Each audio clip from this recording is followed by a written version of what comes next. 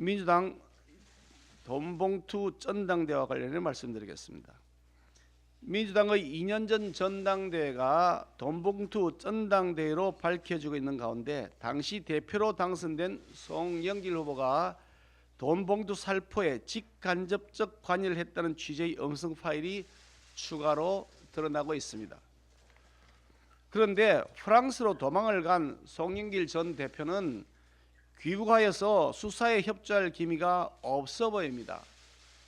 민주당 이재명 대표가 송영길 전 대표와 30분간 전화통화를 했다고 하는데 도대체 무슨 대화를 나눈 겁니까?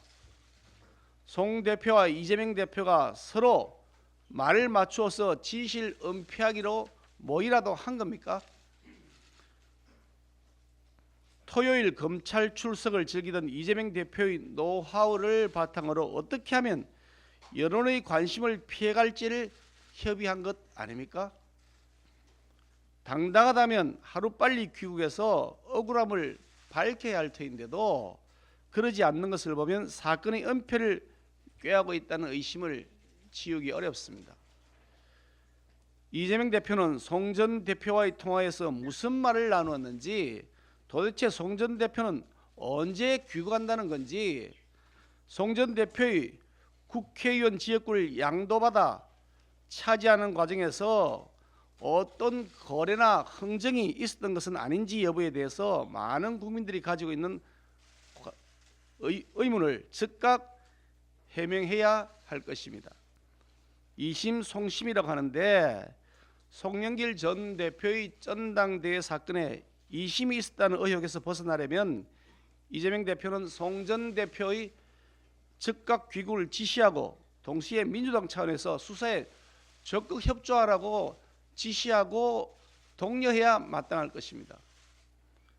터무니없는 괴 소문을 확대 재생산하기 위해 독일로 갔던 안민석 의원, 사이비 조명 촬영서를 신봉하면서 캄보디아에 사람을 보냈다던 장경태 최고위원, 괴담을 키우려고 무작정 일본에 갔던 양이원영을 비롯한 4명의 민주당 의원을 보유하고 있는 정당이니만큼 송 전 대표의 귀국 및 수사 협조를 위해 프랑스로 보낼 의원들이 얼마인지 있을 것입니다.